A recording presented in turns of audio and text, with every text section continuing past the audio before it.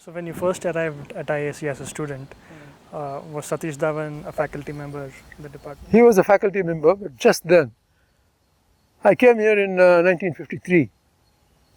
He joined the institute in 1951 as a senior scientific officer. I mean, he was not quite a faculty member when he joined, but he obviously had his degree from what was one of the two great centers of aeronautical science research in the world, namely Göttingen and Caltech. And then he had a research record which they couldn't beat. So he quickly became an assistant professor. So when I joined here, he was just then become an assistant professor. And he had already made, setting up the high-speed aerodynamics lab there in the department, and also a boundary layer lab, which was near the old tunnel. So both labs were coming up when I joined the institute. After I did my diploma, I actually stayed for 2 more years here to do research. I was wondering what I should do, and Professor Tietjens, who was a German, well-known German scientist, also Prantl student, was the head of the department at that time. He was usually a serious man, like German professors tend to be. And just before he was leaving, he asked that he wanted to see me. And he almost never did that. And if the professor wanted to see you, I just went there with a little trepidation about what he wanted. And he said, "What are you going to do after here?" And I said, "Well, I don't know. There is industry. I also like the atmosphere. I might apply to the department. But I'm not quite sure yet." He said, "You should go abroad and you should do research. You go either to Göttingen or to Caltech. And if you decide to go to Göttingen, write to me and I'll make sure that they will admit you." That's what he said. So then, as I was just thinking about this, Dhawan came along. I had already helped him in parts of the design of that tunnel. He also asked the same question, "What are you going to do?" And I told him roughly the same thing. He said, "Why don't you stay here and do some research before you go abroad?" Sounded like a good idea to me, because I really wasn't quite still familiar with what research implied. And there were all these questions of facilities and your preparation for it and so on. So I stayed here. I stayed here for 2 years, doing the associateship of the institute, with Dhawan as my supervisor. So I believe one of the wind tunnels that Dhawan built is still here, and perhaps we could walk there. Yeah, sure. So you're saying this was... Yes. So when I came here as a student, Dhawan was working on this tunnel. And well, it's a test section which is there. It's 1 inch by 3 inches, 1 inch wide and 3 inches high. It was a very small tunnel, but it could make experiments on aerofoils and so on. So we measured pressure distributions on it. But it did not have a wide variety of Mach numbers. And one of my first assignments from Professor Dhawan was to design nozzles for this tunnel. And I spent some 3 or 4 months making nozzles at different Mach numbers so that you could see how things varied with Mach number. Well, at that time it was a very interesting tunnel. And what struck me was the instrumentation on that tunnel. We didn't have a lot, but the instrumentation we had been very cleverly designed by Dhawan. For example, if you wanted to measure either the pressure or the temperature, he had little sensors, but we didn't have at that time, you couldn't buy commercially things which measured small currents. So we had a galvanometer, like the physics lab. So there was a galvanometer attached to it and a screen where it was calibrated then in degrees or whatever you were trying to measure. So it had a very interesting look. It had that big compressor which is still there, and all this engineering, and also the way that you measured it with some electronics, simple electronics, and with those galvanometers, which we used to do in electricity experiments in the physics lab. It gave it a strange mixture of science and engineering and technology. And that, I think, was the attitude. It was the philosophical attitude. I must remember that Dhawan had a degree in physics as well. He had a degree in physics and a degree in mechanical engineering. As well as a degree in English literature. As well as a degree in English literature, you're right. So he was actually a very broad education, so to speak. And now that you mentioned English literature, I must ask him why he took English literature. He said, first of all, I liked it. And secondly, I had more time for playing tennis, he said. So anyway, he had this mix of science and engineering in his background and in his education. So he quite often did what physicists did in an engineering lab. And to young students like me, it already started erasing the boundary between the two. And of course, aeronautics really depended on a lot of science. I would say that among the different branches of engineering, it probably makes more demand on physics and mathematics than most of the others. So it had that challenge. It was at the same time a scientific and an engineering challenge. That certainly is what appealed to me. And I think that was also what must have appealed to Dhawan himself when he also decided to do aeronautics when he went abroad. And that really settled for me what I was going to do. And I enjoyed doing it. So I still remember taking readings in this tunnel as the various runs were made. And we reduced the data and so on. But there was also another tunnel building, which is here. It's a 5-inch by 7-inch tunnel. Perhaps you could. Yeah. This tunnel was being built when I was a student. Some of the pieces of hardware were there, but it took a little longer before the tunnel was completely built and could be actually used for research or for development. So one thing that happened around that time, let's say I left in 57, but in 59 it was decided to build the National Aeronautical Laboratory, as it was called, NAL. It started first in Delhi, but eventually came to Bangalore.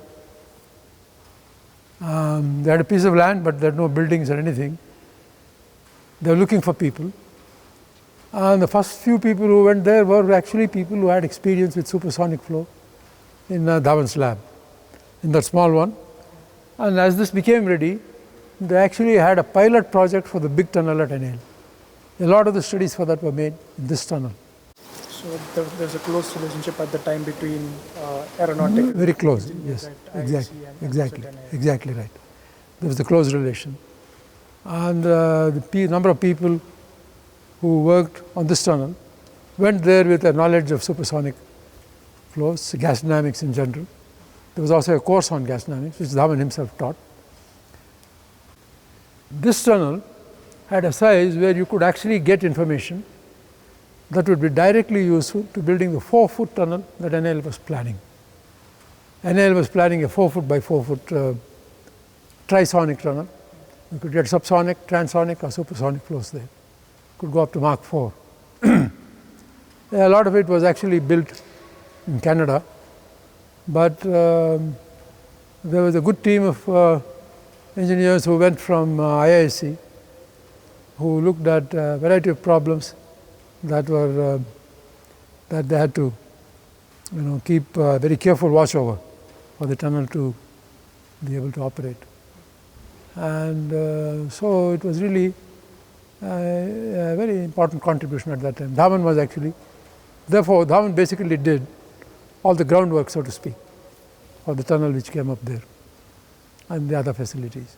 So what are your memories of Satish Dhawan as a person outside the classroom and outside an academic environment? Well, they're almost uniformly pleasant. Compared to the faculty in the institute in general at that time, who tended to be serious in the speech, for example. Most of them wore a coat and tie, and And while they did mix, some of them did mix with students, but never at the level at which Satish Dhawan did. Satish Dhawan was on the other hand very informal and very cheerful, always had a smile on his face, and he made you feel at ease. But if you thought that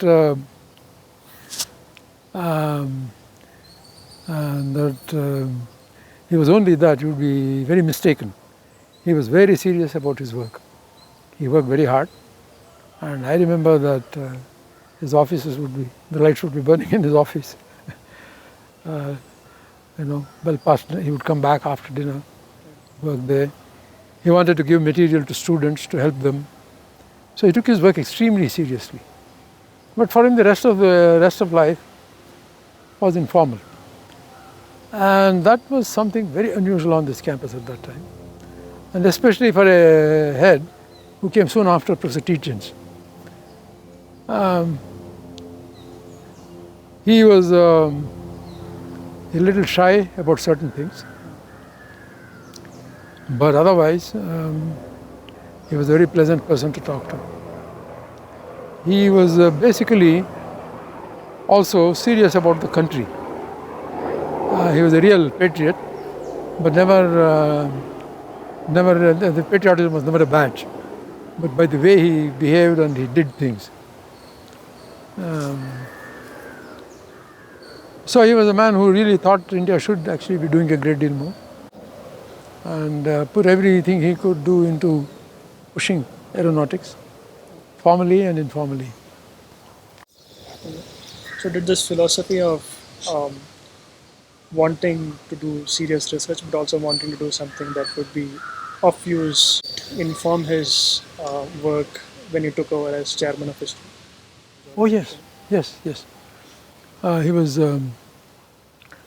I think that was his philosophy throughout, and it was his philosophy here when he was, even when he was an academic. But you did not do the same thing that industry did.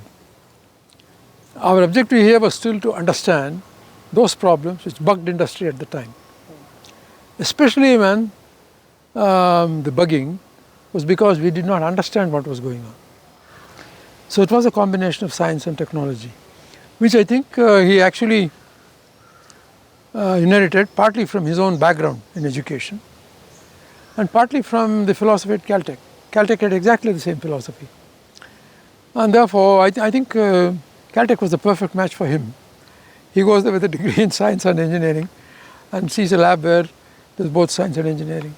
The faculty which sometimes had physicists. His advisor was a physicist. There were mathematicians on the faculty in the aero department.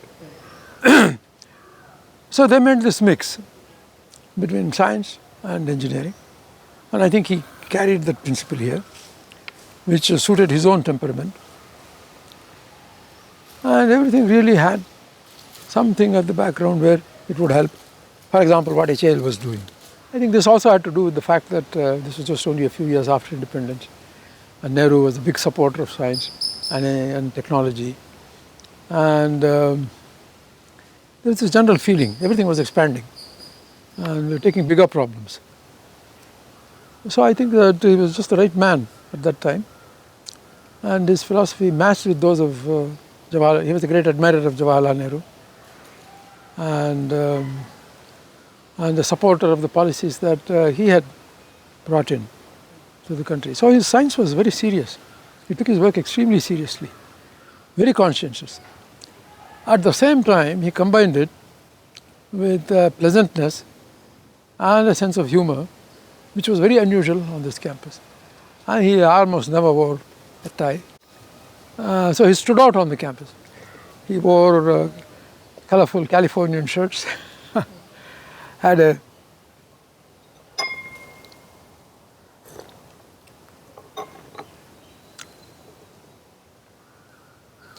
red convertible MG, and just drove from his home to the lab. He was a very different person. He introduced a new personality to this campus, that's what I would say. A new personality professionally as well as personally. personal life and character. In his legacy as chairman of ISRO, how would you say it differed from that of Vikram Sarabhai?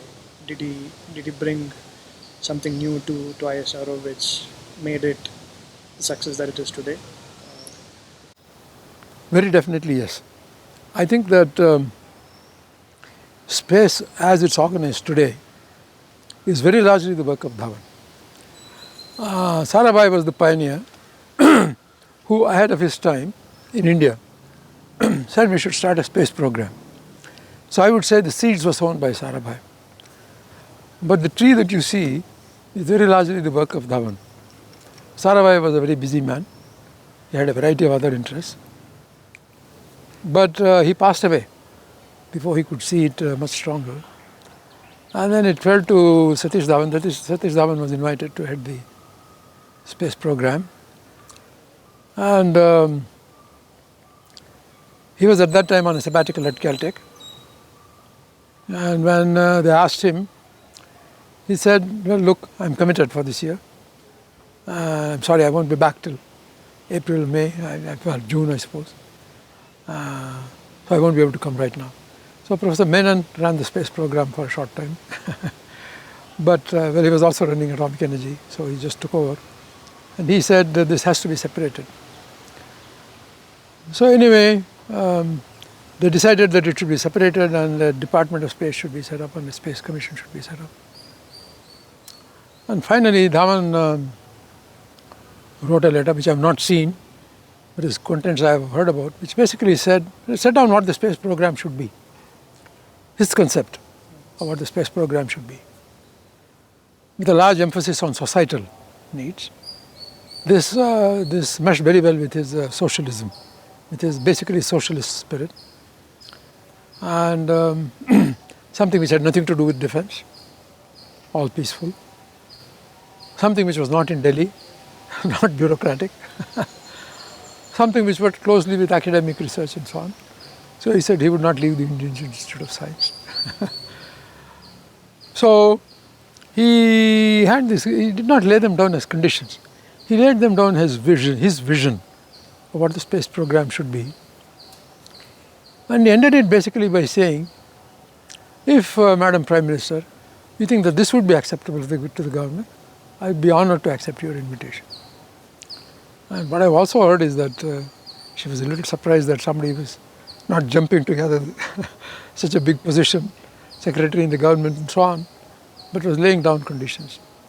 But I think Professor Menon persuaded her, no, you have no idea what he's like. He is an absolutely reliable person. His integrity is undoubted. And if he takes something on, he will be extremely serious about it. You can't find a better man. And so the Prime Minister agreed. And he came and started that. So that was now, of course, he was now running two organizations at the same time. But he always took his salary from the institute, except for 1 rupee, which identified him as a government servant. So he had to follow government rules in what he did. I think the architecture which you see, these different centers and well-defined projects, really the work of Dhawan. If only because Sarabhai didn't have time to do it. But I also think that there was a lot of lessons that Dhawan took about how these programs are managed in the United States and modified them, revised them, made them appropriate in India. It was, for example, entirely a government affair when it began. The centers, the people who were picked to run those centers, the way that responsibilities were divided, the project system, everything was defined as a project or a mission. And the very critical reviews that they made of the projects, with a lot of outside help, academics were involved in all of this. All of that system were really Satish Dhawan's creation. So I would say today's management architecture and the management system and the way that the successive space chairmen have actually followed the same thing shows that they all carry Dhawan's stamp. I think that if today most people in the country look upon ISRO as the one organization in government which delivers, it's really because of the spirit that Dhawan set up. I must say that one part of it was that he had great confidence in Indian talent. Now, this is actually unusual. When, for example, the SLB project was initiated, Kalam was made the director of the project. Now, this came as a big surprise to his colleagues in ISRO and to the scientific world in general. Kalam had only a diploma in the Madras Institute of Technology, nothing else. He had rarely been abroad, except once, I think, during Sarabhai's time, or maybe Dhawan's time. But he and Dr. Prakash was professor of metallurgy in this institute. He went there to head the Vikram Sarabhai Space Centre. I still remember the first big review they had of the SLV-3 project. Kalam as the director.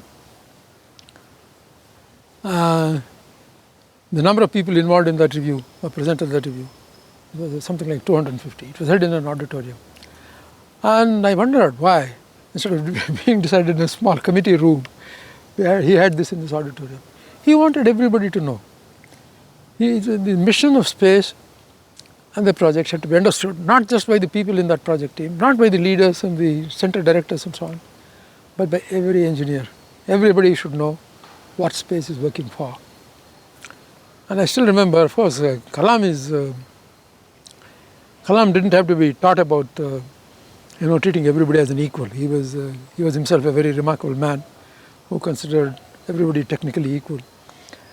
But I remember that in his presentation, there was a young person at the back who asked him a question, which somehow he thought was either not relevant or something.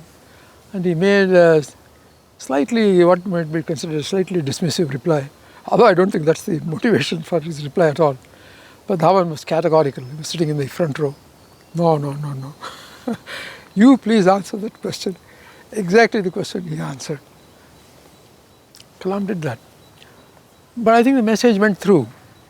Everybody knew that if it came to a technical discussion, everybody was equal. It did not depend on rank or hierarchy or something.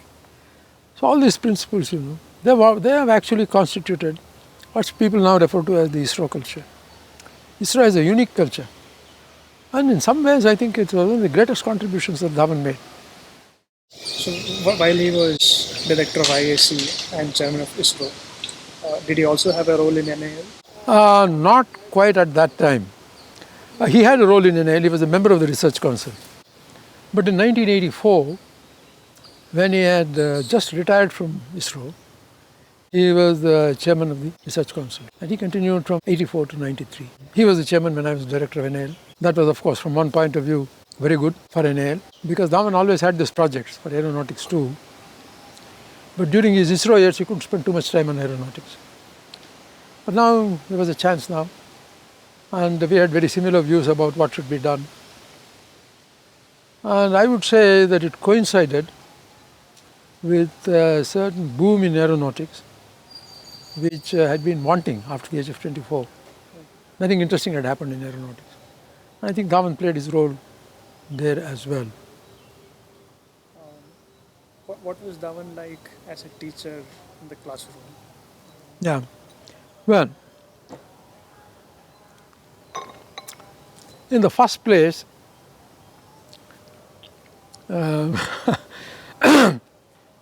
what struck me when he came for his first class, for example, was that here was the only faculty member who came to the lecture hall smiling. Good morning, he would say, with a big smile on his face. And the others were not that way at all. And as I said, he didn't wear a tie, suit, nothing. He came with a shirt, quite often a sports shirt, quite often colored. And he saw everything as fun. And he took pleasure in making things simple. I think people absorbed a great deal more from his teaching than from that of the others. The other thing he did is that he passed out a large number of data sheets, apart from the lectures that he gave. He didn't spend the lectures on the details about the numbers and so on. He would derive the results and he would pass out a data sheet which had some numbers which would help you in calculations you may make and so on. And he would work late at night getting his data sheet ready for the next day's lectures. He was not yet married. He took it very seriously, and he was certainly one of the best teachers in the department because of his informality, because he was such a conscientious teacher, and because he helped students a great deal, always answered questions, and because even when he conducted oral exams, he was pleasant. You did not necessarily mean that you got very good grades, but he was a very pleasant person. So when you left IISc and you joined Caltech for your PhD, your PhD advisor was Hans Liebman, who was also Satish Dhawan's advisor. So was Dhawan instrumental in your choosing Caltech to do PhD? In a sense, yes. At the end of my 2 years at the institute, I finished my research, and it had gone very well, at least certainly as far as I was concerned. I learned a great deal from it, and I think Dhawan felt so too. And he said, and once again it was very characteristic of him, he said, I have taught you everything I can. Now you must go abroad, he said. Why don't you go to Caltech? So I said, yes, that sounds like a very good idea. And I think he recommended me to Caltech. They had a great respect for what he said. And he must have said, I don't know what he wrote. They immediately admitted me. And so I went there. I was incidentally not somebody who was terribly keen on going abroad. It may come as a surprise to many people here, now certainly, and even at that time, because some of my own uncles and so on had said, even after I did my diploma, why are you wasting your time doing research at the institute? You know Dhawan a little bit. So if he recommends you, you will automatically be admitted. So you go ask him for a recommendation. Now I didn't want to do it for two reasons. I didn't like to ask for recommendations. And I also I was not absolutely sure that I could do research. But those 2 years eliminated those worries. I went to Caltech as Satish's boy. First student who went from here after he had left Caltech. So that was actually not that long, 4 years. So 6 years later, I went there. And so I went there on Dhawan's recommendation. And also the knowledge they had that I had already done some work, and that it involved a significant experimental component. And Dhawan was saying it. So I think I sort of walked in, and it was entirely because of Dhawan. So Satish Dhawan was the director of IISc for about 20 years, from 1963 to 1981. What role did he play in giving IISc the shape that it has today, with its research programs spread across 40 odd departments, and as a leading research hub not only in India and Asia but in the world as well? I would say that he transformed the institute, and I was there seeing the transformation as it went along, because when I came here as a student, the institute was, as I already told you, it had a certain structure in the courses, and there were some departments which were very active in research, and there were some not so active. But the war and independence had changed the needs of the country. And the person who saw the need for transforming it, for doing things which we were not doing, for example, theoretical physics, we were not doing it. We were not doing ecology. They were not doing atmospheric science. So perhaps we can what And yeah, and and in all of these, Dhawan took a big initiative. And he did another remarkable thing. He said, let's get the best people here. So he was the one who got Nithyanand Rao to come here by invitation. G.N. Ramchandran. He invited George Sudarshan. He said, we want a new program in theory. There's no theoretical physics on this campus. There was only experimental physics in that building. So that was how the Center for Theoretical Studies was set up. Exactly. That was how the Center for Theoretical was set up. He was invited to run that program. G.N. Ramchandran was invited to make a unit there. Nithyanand Rao was told, please come here. What do you want? Tell us. You know. And the tone on the campus changed. That was one part of it. I think therefore academic levels went up. And the other thing also was that engineering departments also became more important. His interests were very wide. It was not that he particularly supported either engineering because he was an engineer or either aeronautics or so. Partly once again from his background, he had a degree in physics just as in engineering. He could see that everything has its place. And really the current structure of the institute today, apart from the older departments, even the older departments have changed beyond recognition, I would say, because of what he did. And he got very good faculty. So I would say in a period of, let's say, he became director in 1962. 1971-72 he went on a sabbatical to Caltech. But by then he had already begun these things. And after that I think he went ahead and really changed things a great deal. Even in terms of the student life, for example, it changed a great deal.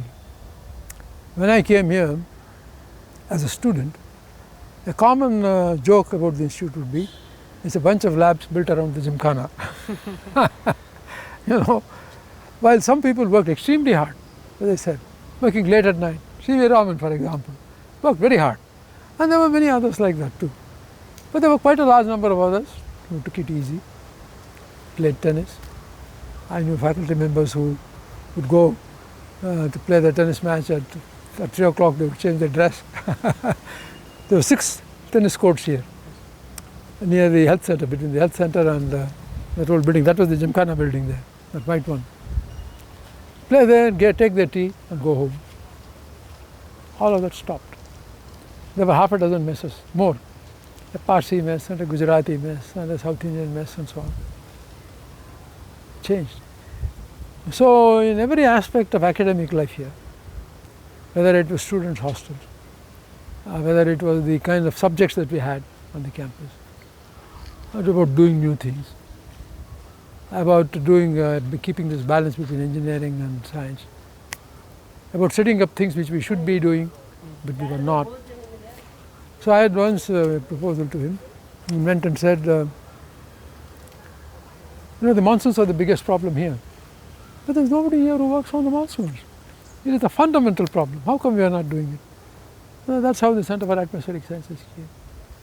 Any final comments that you would like to make? Well, I think that,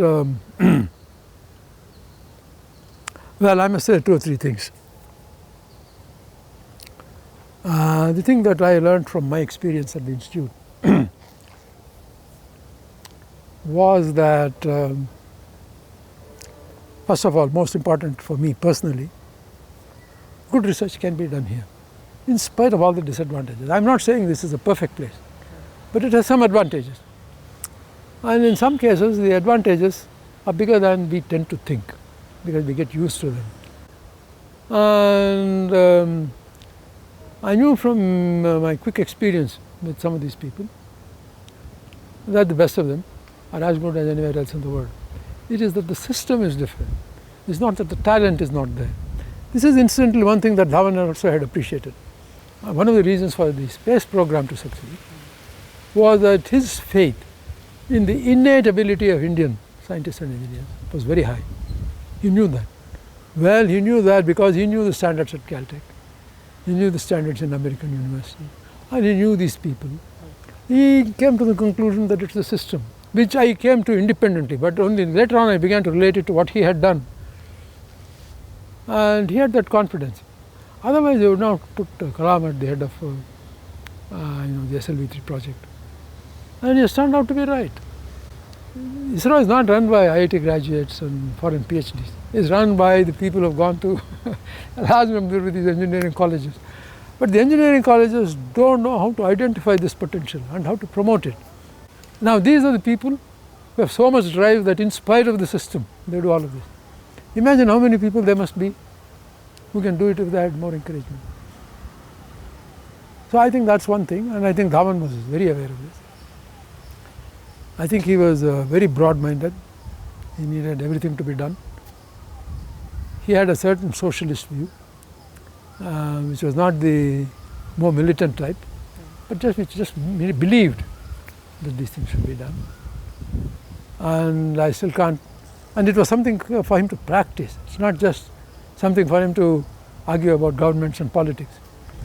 And one example which made me both amazed and induced laughter was when I went with him. He took me to his sister's house in Delhi. I think I was already working for the Space Commission. Just an afternoon visit, for a cup of tea. And he was just about to retire from the institute at that time, another couple of years or so. And that they had another house. And he asked his sister, "We're selling that house, aren't we?" And she said, "Yes. I will have to quit my bungalow at the institute, and I don't have a house. I want to build a hut for myself," he said. It costs about 20 lakhs. You think you can sell it for 20 lakhs? She burst out laughing. "Satish, you better learn about the real world. That's worth 50 lakhs probably. We should sell it for 50 lakhs.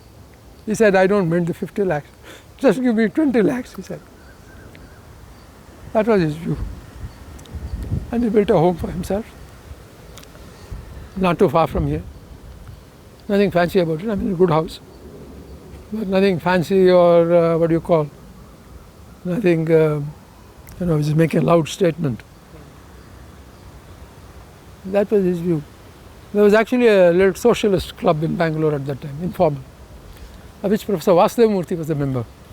Do you know Vasudeva? Yeah, Vasudeva. Correct. You have probably heard of him. He was one, similarly, and there were one or two other people, and there was Kosambi in Pune. So they used to hold little meetings here among themselves. But the interesting thing is that Vasudeva was a member of that club. Now Vasudeva is a very conservative Hindu, Brahmin, really. But he was also one of those who said, well, quite apart from all of that, we should do this socialism. And he combined Sanskrit and socialism, like Kosambi did. So it was a very interesting group. And as I said, he lived a true socialist life. He was also, I believe, president of the Bangalore chapter of what is called the Indian Scientific Workers. Exactly right. He was, yes. And Vasudeva was also involved in it. So there was that side of him. He came from a very well-off family. His father was a judge in the High Court from British times, and I think they were very, very well off. So it was not that he came from quasi-aristocratic background, so to speak. But there was Nehru's example, you see. So I think he was a remarkable man, and he got the best people, and I think he transformed the institute, its curriculum, his approach to research, relations with national industry, sharing the dream of people like Nehru and others who had fought for it all along, who were friends of science. I think he changed the institute.